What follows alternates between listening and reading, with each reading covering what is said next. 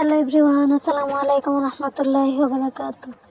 Sana's kitchen and blog চ্যানেলের নতুন আর একটা ব্লগ ভিডিও দেখার জন্য সবাইকে আমন্ত্রণ জানাচ্ছি। আমি আয়েশা সিদ্দিকা। আশা করছি যে যেখান থেকে আমার ভিডিওটি দেখছেন সবাই ভালো আছেন, সুস্থ আছেন। আমরা আলহামদুলিল্লাহ অনেক ভালো আছি। সকাল সকাল রান্না বসিয়ে তারপর টুকিটাকি কিছু কাজ করে নিচ্ছিলাম। আমি রাইস কুকারে আলু আর সিম সিদ্ধ দিয়েছি, সাথে কাঁচামরিচ। তো সিদ্ধ বসিয়ে এখন বাচ্চারা ওঠেনি, তো টুকিটাকি কাজ করে নিচ্ছিলাম। চিনি আর লবণ শেষ হয়ে গিয়েছিল, তো এগুলো রিফিল করে নিচ্ছি। তো চিনিটা একটা কাঁচের জারে রাখলাম, রেখে সাইড করে রেখে এখন লবণটা উঠিয়ে নিচ্ছি। যে লবণ ওঠানো হয়ে গেছে, তো তারপর আমার আলু আর সিম সিদ্ধ হয়ে গেছে। তো ওগুলো নামিয়ে তারপর ভাত বসিয়ে দিয়েছি। আর এখন এই যে দেখেন আমার ব্লেন্ডারের কি অবস্থা। ব্লেন্ডারটা আসলে খোলা জায়গায় থাকে, তো বাইরে থাকে সারাক্ষণ, ময়লা গিয়ে তারপর ব্লেন্ড করার সময় অনেক সময় দেখা যায় মশলার পানি টানি পড়ে একদম খারাপ হয়ে থাকে। তো এটা তো প্রতিদিন আসলে পরিষ্কার করা সম্ভব হয় না। আর আজকে যেহেতু এখনো বাচ্চারাও ওঠেনি আর হঠাৎ করে চোখে পড়ে গেল, তো ভাবলাম পরিষ্কার করে নেই। তো আজকে আপনাদের সাথে সিম আলু ভর্তার রেসিপিটা আমি শেয়ার করছি। অনেক মজার হয় ভর্তাটা। তো এটা আসলে অনেকেই হয়তো করে থাকেন, কিন্তু কিভাবে করলে ভর্তার আসল স্বাদটা পাওয়া যায় আমি সেটাই শেয়ার করব নতুনদের জন্য আর কি, যারা নতুন সংসার শুরু করছে অথবা করবে, তো তাদের জন্য। এখানে আমি সেদ্ধ করা আলুগুলো ছিলে নিচ্ছি। পাশে আমি ধনিয়া পাতা আর পেঁয়াজ কুচি করে রেখেছি, আর সিদ্ধ মরিচগুলো উঠিয়ে এক সাইডে রেখেছি। তো আলুগুলো ছিলা হয়ে গেলে তারপর সিমগুলো বেছে নিব। আর আলু আর সিম সিদ্ধ করার সময় একটা জিনিস খেয়াল রাখতে হবে, যেন সিদ্ধ করার পর অবশিষ্ট পানি না থাকে। একদম পানিটা শুকিয়ে ফেলতে হবে সিদ্ধ করার সময়।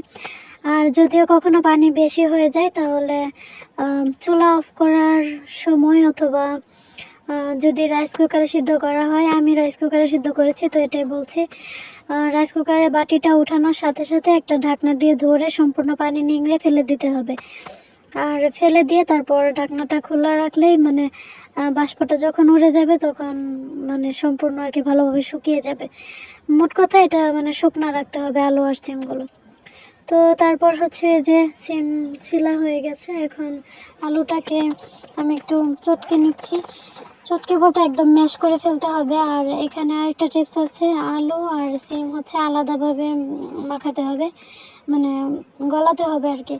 তো এই যে আলুটা প্রথমে আমি ম্যাশ করে নিলাম, এখন সিমটাও আলাদাভাবে চটকে নিয়েছি। আর তারপর দুইটা একসাথে মিক্স করতে হবে। যদি একসাথে আলু আর সিম চটকে ফেলেন তাহলে কিন্তু এটা আলুগুলো ভালোভাবে কি বলে ম্যাশ হবে না ভালোভাবে, আর এটা আঠালো থাকবে না। আলু ভর্তাটা কিন্তু সাধারণত একটু আঠালো হলে ভালো লাগে। তো যেহেতু এখানে সাথে একটা সবজি দেওয়া হয়েছে, এটা কিন্তু পানসে হয়ে যাবে যদি আলাদাভাবে না করা হয়। আর আলাদাভাবে যদি ম্যাশ করা হয় তাহলে কিন্তু আঠালো ভাবটা বজায় থাকবে, আপনারা পরে দেখতে পারবেন। তো তারপর দুইটাকে একসাথে মিক্স করে আমি ধনেপাতা আর কাঁচামরিচ প্রথমে লবণ দিয়ে মাখিয়ে নিয়েছি। তারপর পেঁয়াজ দিয়ে মাখিয়েছি। আর যদি আগে পেঁয়াজ দিয়ে দিতাম তাহলে ধনিয়া পাতাটা একটু নরম হতো না। ধনিয়া পাতা একটু নরম হলে তারপর ভর্তা করলে ভালো লাগে। তো তারপর সরিষা তেল দিয়ে একটু বেশি করে দিয়েছি সরিষা তেল, সম্পূর্ণ মাখিয়ে নিলাম। আর এখন একটা সার্ভিং ডিশে সার্ভ করছি। আর এই যে দেখেই বুঝতে পারছেন কতটা আঠালো হয়েছে। আলু ভর্তা তো আসলে আঠালোটাই ভালো লাগে বেশি। তো এখানে দেখেন সিম দেওয়ার পরে মোটামুটি ভালোই আঠালো ছিল। আর এই ভর্তাটা খেতে এত মজার হয়েছিল। আর আরেকটা কথা শেয়ার করছি, এই ধরনের ভর্তা দিয়ে না একদম ধোয়া ওঠা গরম ভাত দিয়ে রোদে বসে ভাত খেতে অনেক ভালো লাগে। তো আজকে আমি সেটাই করেছিলাম। আমাদের তিনজনের জন্য 3টা ডিম একসাথে ভেঙে তারপর ফ্রাই প্যানে একবারে দিয়ে ভেজে নিচ্ছি। আর এই যে আমার হাজব্যান্ডকে খাবার দিয়েছিলাম, তো উনি খুব তাড়াতাড়ি মানে 5 মিনিটের জন্য এসে অল্প কিছু খেয়ে চলে গেছেন। তো এখন হচ্ছে আমি এখানেই খাবো, এই প্লেটেই খাবো। তো এই যে দেখতে পাচ্ছেন আমার রুমের জানালা দিয়ে কিন্তু মানে 2 রুমেরই জানালা দিয়ে খুব সুন্দর রোদ এসে ঘরে মানে বিছানায় পড়ে। আর আমি এখানে রোদে বসে ভর্তা দিয়ে ধোয়া ওঠা গরম ভাত খাচ্ছি। ভিডিওটা ভালো লাগলে তাহলে like, comment, share and subscribe করে দিতে পারেন।